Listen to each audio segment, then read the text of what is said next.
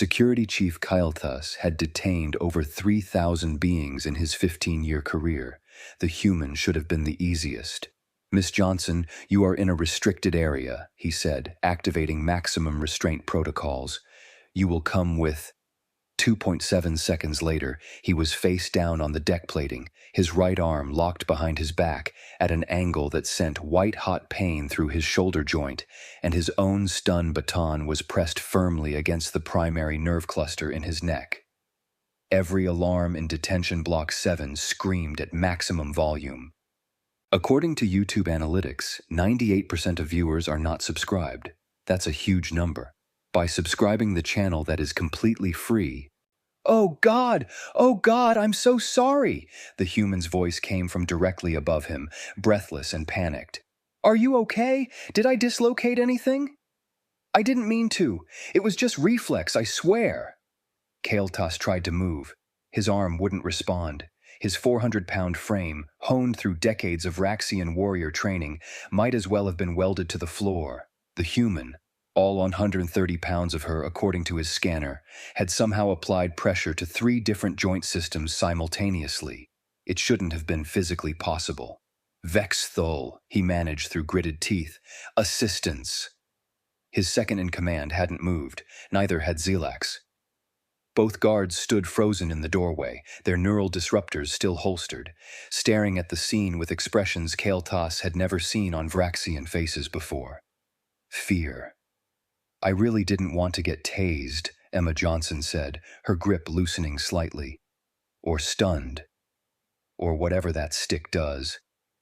You grabbed me really fast and I reacted and—" She released him entirely, stepping back with her hands raised. "I'm so sorry. Self-defense classes, you know, muscle memory." Kailthus rolled to his feet, testing his arm. Functional, but it would ache for days. He stared at the human female. She wore civilian clothing, something called a hoodie according to his database, and clutched a personal data device in one trembling hand. Her eyes were wide, genuinely distressed. "How did you do that?" The words came out before his training could stop them. "Do what?" Emma looked around at the 3 Vraxians, at the flashing red lights, at the security alerts scrolling across every wall panel. "Oh no, did I trigger something?" "I really was just looking for the bathroom.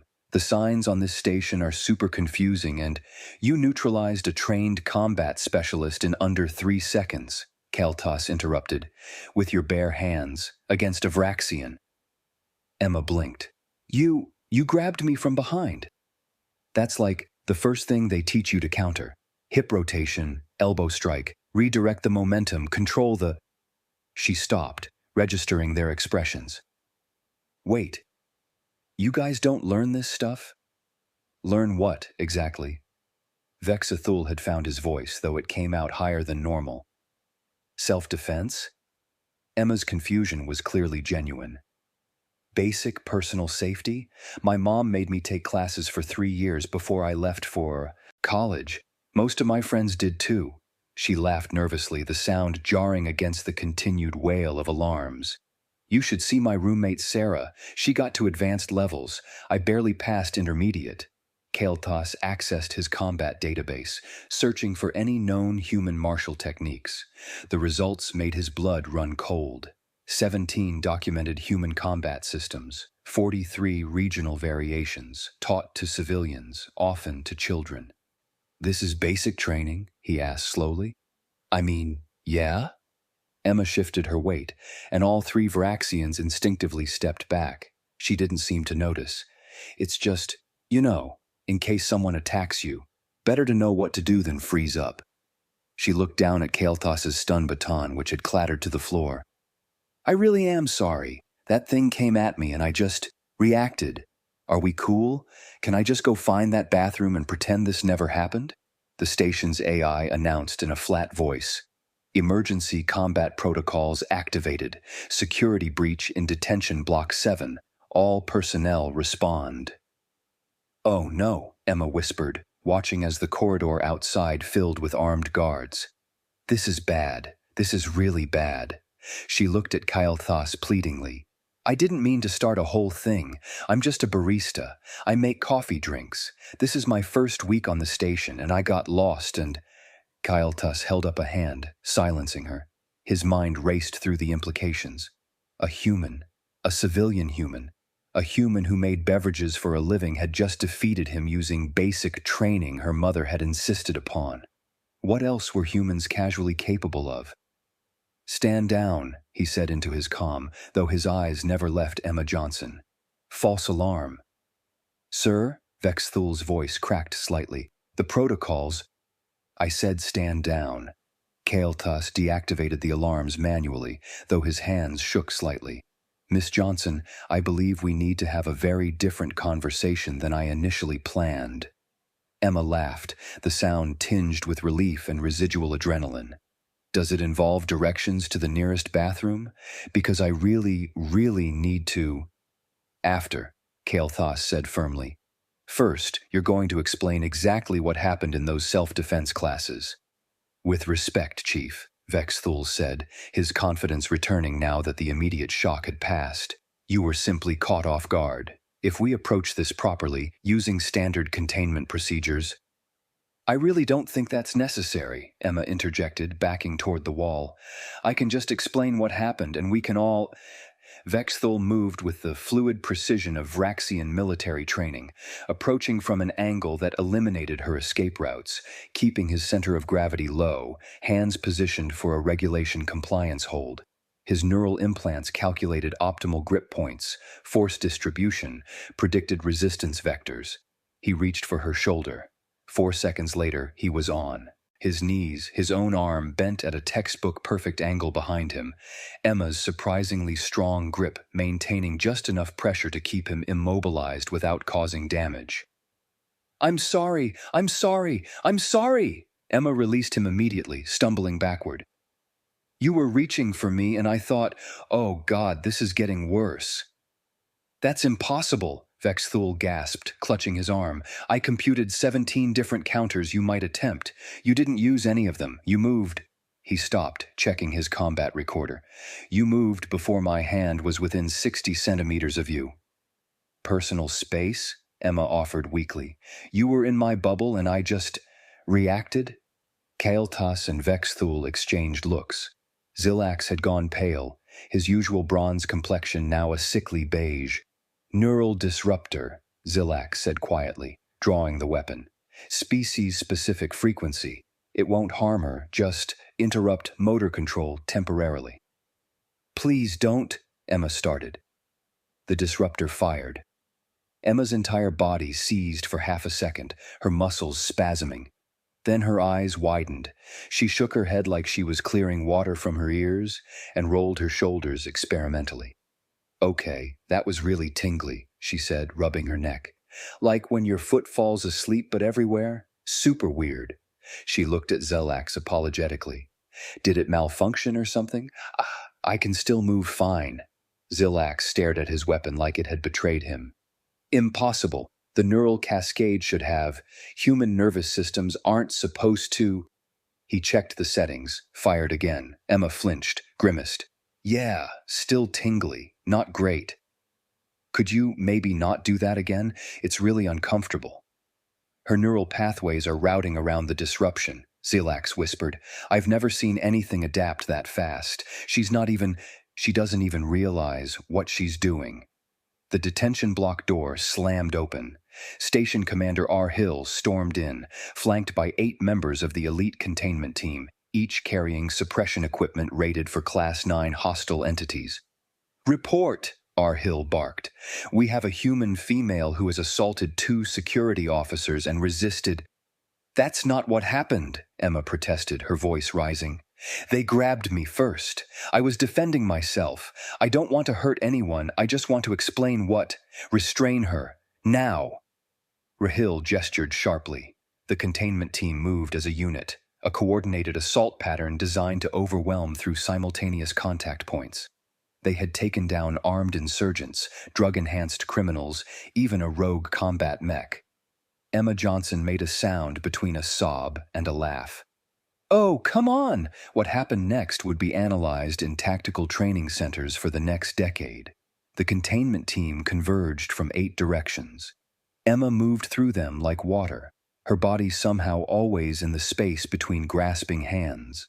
When contact became inevitable, she used it, redirecting momentum, applying precise pressure, turning each attacker's strength against them. Within 20 seconds, all 8 guards were on the ground or against walls, held in place by their own equipment, their own partner's weight, or Emma's deceptively strong grip on critical pressure points. She stood in the center, breathing hard, tears streaming down her face. "I don't want to fight," she shouted. "Why won't you just listen?" She was simultaneously maintaining a wrist lock on guard Thax, using her foot to pin guard Selix's weapon hand, and somehow keeping guard Vorin immobilized with nothing but strategic positioning of her hip against his center of gravity. "This is exactly like that time I broke up a bar fight at work," she laughed nervously, the sound edged with hysteria. "Except there were only 3 drunk guys and they weren't trained soldiers and—" She looked at Rahil desperately. "Can everyone please just calm down for 5 seconds?" Rahil stood frozen, his command training completely failing to provide protocols for this scenario. The human had neutralized his best team without causing serious injury, while crying and apologizing, using techniques his computer couldn't even identify. "What are you?" he breathed. Emma's laugh was slightly unhinged. "I make cappuccinos! I'm a barista! Why is this so hard to understand?" Kael'thas stepped forward slowly, hands raised. "Commander, permission to try a different approach." Rahil nodded mutely. "Miss Johnson," Kael'thas said gently, "if we all agree to stay calm and not touch you, will you release my people?" Emma nodded frantically. "Yes. God, yes, I hate this. I hate every part of this." She let go, stepping back with her hands raised. The containment team scrambled away from her like she was radioactive. "Thank you," Kael'thas said. "Now, please, explain these self-defense classes your mother made you take." Jotaro arrived 6 hours later, summoned via emergency consultation request from the Galactic Combat Authority. The Kelvorian had spent 3 centuries studying warfare across 400 species. His 4 eyes could process movement at speeds that made computer analysis look sluggish. If anyone could explain what Emma Johnson had done, it was him. He spent 4 hours reviewing the security footage, frame by frame, angle by angle, running simulations and biomechanical analyses. Finally, he looked up at the assembled officers, his face unreadable. "This shouldn't exist," he said flatly. "Elaborate," Commander R. Hill demanded. Jotaro activated the holographic display. "Watch, frame 847, Guard Thax initiates his grab here." The image froze. The human's pupils dilate here. 0.3 seconds before Thax's motor cortex fires the command to his muscles, she's already moving into her counter before the attack physically begins. "Precognition," Vex Thul suggested weakly. "Worse, pattern recognition processed at subconscious speed." Jotaro advanced the footage. Here, she uses Vex Thul's mass, 400 pounds, to generate leverage that her 130-pound frame cannot physically produce. The mathematics don't work. She's applying force through angles that should collapse under the weight differential. He pulled up more footage. 47 distinct violations of established combat physics. She's reading attacks from peripheral nerve responses, micro movements in shoulder tension, hip rotation, weight distribution, processing threat assessment faster than conscious thought. Her body is reacting to stimuli. Her brain hasn't consciously registered yet. Kael'thas felt something cold settle in his stomach. How is that possible? It's not for any species we've documented. Jotaro's manipulator appendages trembled slightly. "I've spent 300 years studying combat. This human female has capabilities that shouldn't evolve naturally." "Can we ask her?" R. Hill said. Emma was brought back to the conference room, escorted by guards who maintained a 5-meter distance. She clutched a disposable cup of what sensors identified as a caffeinated beverage, looking exhausted. "Miss Johnson," Jotaro began carefully, "I need you to explain your training, in detail." Emma sighed. "Okay." So, when I was 18, about to go to college, my mom freaked out about campus safety. There'd been some assaults reported, and she insisted I take self-defense classes before I left home. She sipped her coffee. I went to this place called Women's Self-Defense Academy 3 times a week for like 2 years. Women's self-defense? Rahil repeated. Yeah, it's super common. Most of my friends took similar classes. Some did karate or jujitsu or Krav Maga. That's the Israeli military one, super intense. But my mom picked the practical self-defense course. Emma shrugged. It was designed for smaller people, mostly women, to defend against larger attackers. Usually men. Jitaro's translator worked overtime. You train your females to combat your males. Well, yeah, Emma looked confused by the question. Human men are generally bigger and stronger than women. The classes teach you how to use leverage, target vulnerable points, redirect force instead of opposing it. The whole point is that size and strength don't matter if you know what you're doing. And your mother made you learn this? Just in case, Kaltas asked slowly. Just in case, Emma confirmed. She laughed, though it sounded tired. It's like basic personal safety, like learning to swim or knowing first aid. You hope you never need it, but she stopped, noticing their expressions. You guys don't do that? Silence filled the conference room. Our species don't typically attack each other, Hill said carefully. Not civilians. That's what we have security forces for. Oh, Emma processed this. Humans. We've got a pretty rough history with each other. Violence between humans has been a thing for forever. So we teach everyone, especially people who might be vulnerable, how to protect themselves. She took another sip. My instructor always said the best fight is the one you avoid, but if you can't avoid it, end it fast. You mentioned adrenal response, Jitaro said, his voice strained, and muscle memory. Right, yeah. When you're scared or threatened, your body dumps adrenaline, makes you faster, stronger, dulls pain. The muscle memory part is from repetition. We drilled the same moves hundreds of times until they became automatic. So when someone grabs you, she mimed defensively, and every alien in the room flinched. You don't have to think. Your body just does it. Your body reacts faster than your conscious mind, Jitaro whispered. Exactly. Emma smiled, pleased he understood. That's why practice is so important. You train the response until it's instinctive. Kael'thas watched his entire worldview crumble.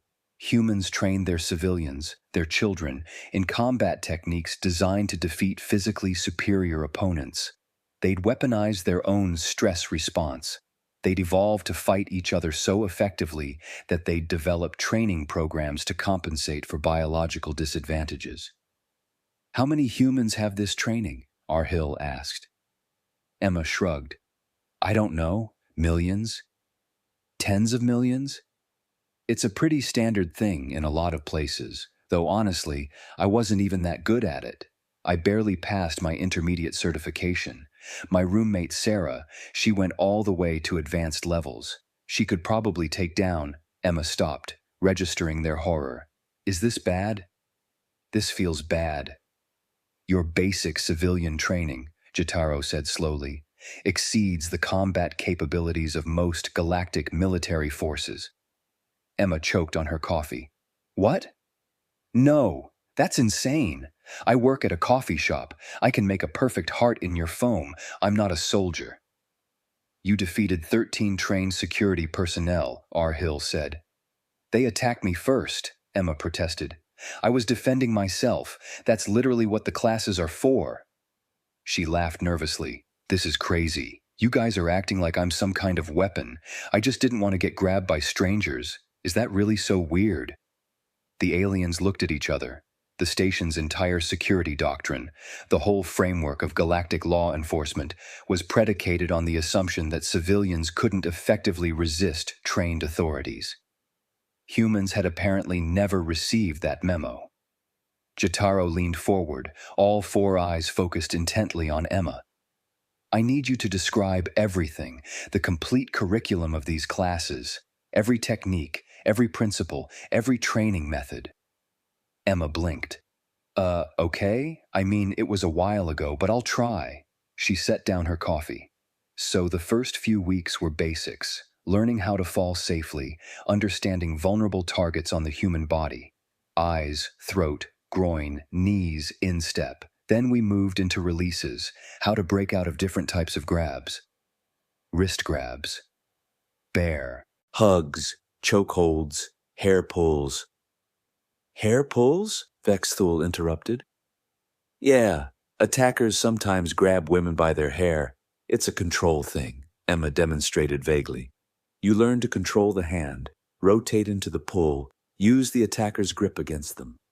After releases, we did strikes, palm heels, elbows, knees, then ground defense because a lot of assaults end up on the ground. Then we combined everything, scenario training where instructors would randomly attack us and we had to respond appropriately. Jotaro's translator struggled with several terms. These instructors, they were military? God, no. My main instructor was this woman named Chen, maybe 5'2", like 100 pounds soaking wet. Emma laughed at the memory. She could flip guys twice her size like they were nothing. She'd been teaching for 20 years, worked with law enforcement and women's shelters. She was amazing. A female, Arhill said slowly. A small female, teaching combat. Well, yeah, that's kind of the point. Emma looked around the room. Human men are typically bigger and stronger than human women, like significantly. Average male is maybe 6 inches taller, 40 to 50 pounds heavier, with way more upper body strength. So if a woman gets attacked by a man, and statistically, that's the most common scenario, she needs techniques that don't rely on being stronger. You evolve to fight each other, Kael'thas said, the realization hitting him like a physical blow. Emma tilted her head. I mean, yeah, humans have been fighting each other for our entire history. Wars, conflicts, interpersonal violence. It's not great, but it's reality. So we adapted. We developed fighting systems. We teach people how to protect themselves. She paused. Is that not normal? No, Jotaro said simply. Most species that achieve interstellar capability have moved beyond intraspecies violence. We have conflicts, yes, but not at the individual civilian level. Not to the extent that you train your vulnerable population in combat as a matter of routine safety. Oh. Emma processed this. So, when you guys said you'd never seen these techniques before, we have cataloged 47 distinct movements you performed, Jotaro said. None exist in our Galactic combat database, because they were developed by humans to defeat other humans. You've spent millennia perfecting the art of fighting yourselves. That's actually really depressing when you put it that way, Emma said quietly. And you consider yourself not proficient at this? Rahil pressed. I'm really not, Emma insisted.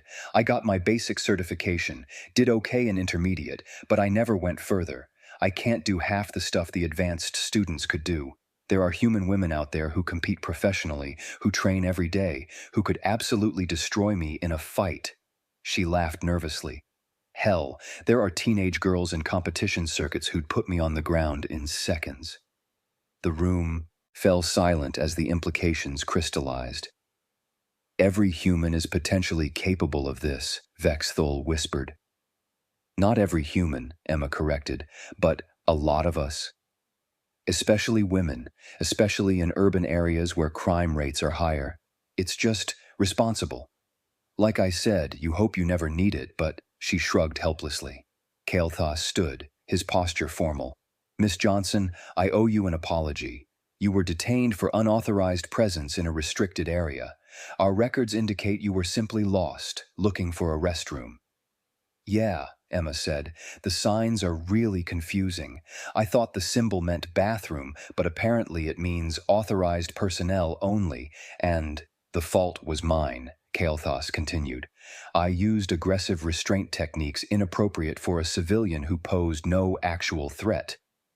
You responded with exactly the training your culture prepared you for. I apologize for the escalation. Emma waved her hand dismissively. No, it's my fault too. I shouldn't have wandered into restricted areas, and I probably overreacted with the whole— She mimed the arm lock thing. I was scared, and I reacted, and I'm sorry I hurt you. You could have hurt me significantly more, Kael'thas said. You showed remarkable restraint given your capabilities. I didn't want to hurt anyone, Emma said softly. That's not what the training is for. Instructor Chen always said the goal is to create an opening and escape, not to dominate or punish. You neutralize the threat and you get away safely.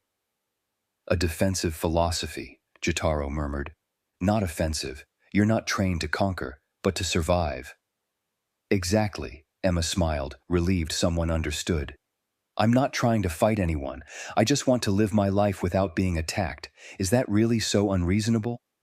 Arhil exchanged glances with his officers. In the span of 12 hours, their understanding of humanity had been fundamentally rewritten. These weren't warriors. They were civilians who'd been forced to become warriors by their own history. Every human walking through the station could potentially be as dangerous as Emma Johnson, and she'd repeatedly insisted she was barely competent. What would a truly trained human be capable of?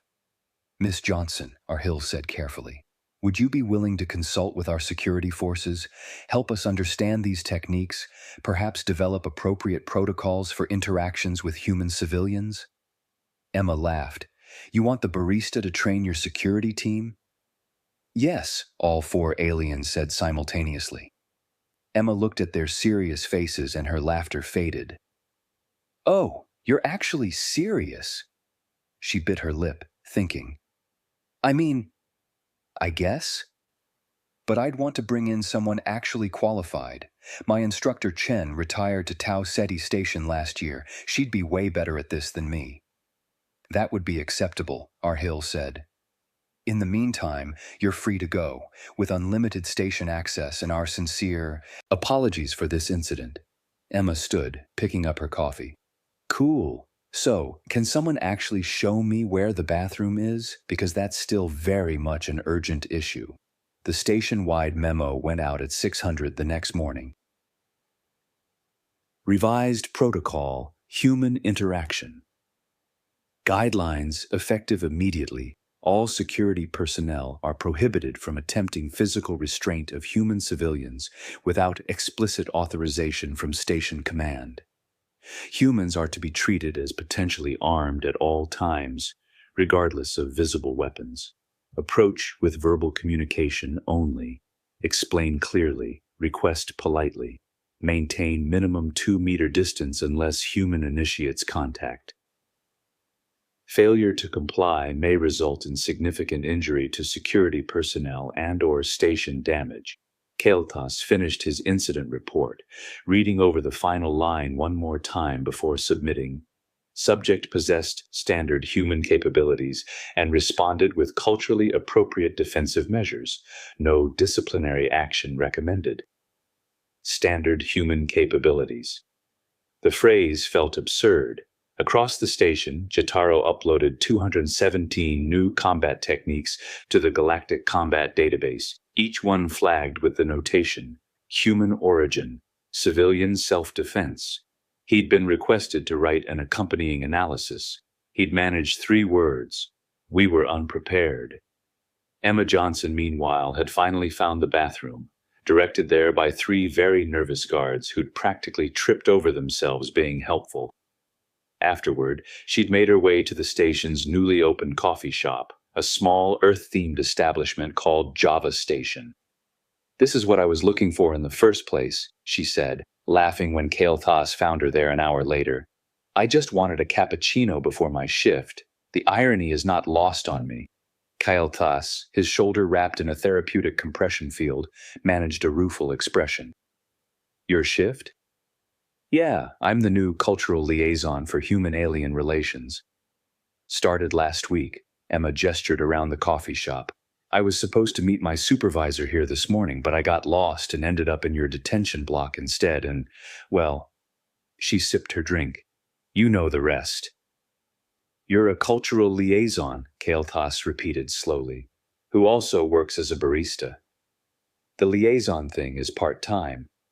I make coffee to pay the bills, Emma grinned. Though after yesterday, I'm thinking maybe the Galactic Alliance needs the cultural liaison work more than I thought. You guys really don't understand humans at all, do you? We're learning, Kael'thas admitted. He hesitated. Miss Johnson, I know we've asked much of you already, but would you consider teaching our security forces? Properly, not just consultation, but actual training. Emma set down her cup. You want me to teach you how to fight? No, we want you to teach us how humans fight, how you think, how you move, how you assess threats. Kael'thas gestured to his injured shoulder. So that the next time we encounter a human in a stressful situation, we don't make the same mistakes. Emma considered this, then smiled. Sure, I can do that. Fair warning though, the first several classes are just learning how to fall safely. Breakfalls, rolls, all the boring foundational stuff. I think we could benefit from boring foundational stuff, Kael'thas said dryly. Class starts Monday, Emma decided. Bring mats, and maybe some ice packs. Galactic High Command, priority. Alert reports from 47 stations confirm similar incidents involving human civilians. Pattern consistent. Security personnel attempt standard restraint protocols. Humans respond with unknown combat techniques. Security personnel sustain injuries ranging from minor to moderate. 0 human casualties. All humans claim self-defense and express genuine distress at outcomes. Recommendation: complete revision of human interaction protocols across all Alliance territories. Request formal training programs from Earth authorities. Suggest redesignation of humans from standard civilian to specialized handling required. Additional note: human military capabilities remain completely unknown. All documented incidents involve civilians with basic training. Advise extreme caution.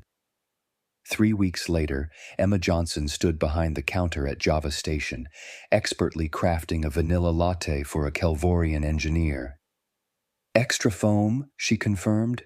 Please, the engineer said nervously. Emma laughed. Don't worry, I'm not going to use a restraint hold on the espresso machine this time.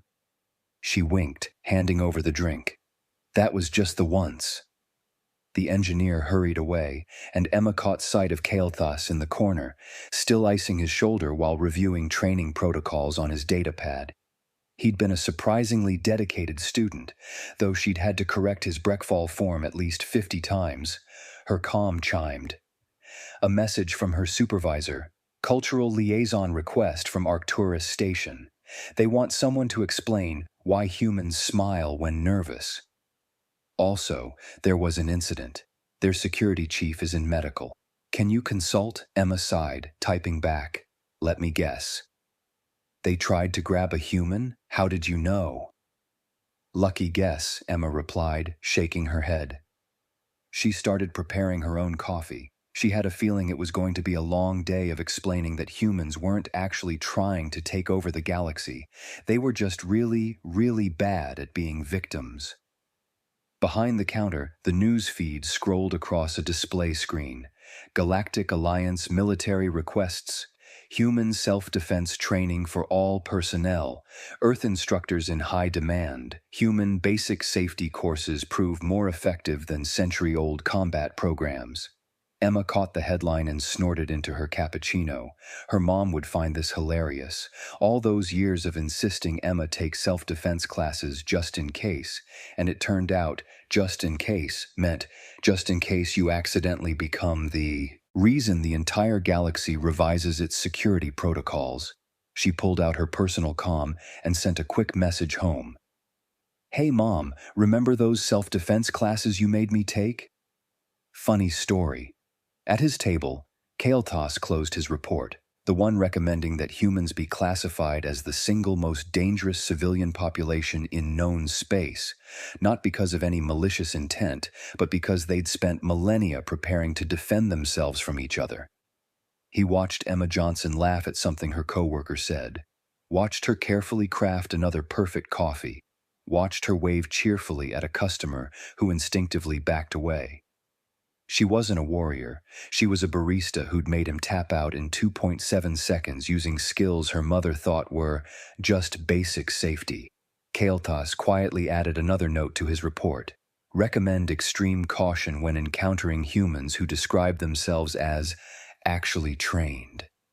He had a feeling the galaxy was going to need it.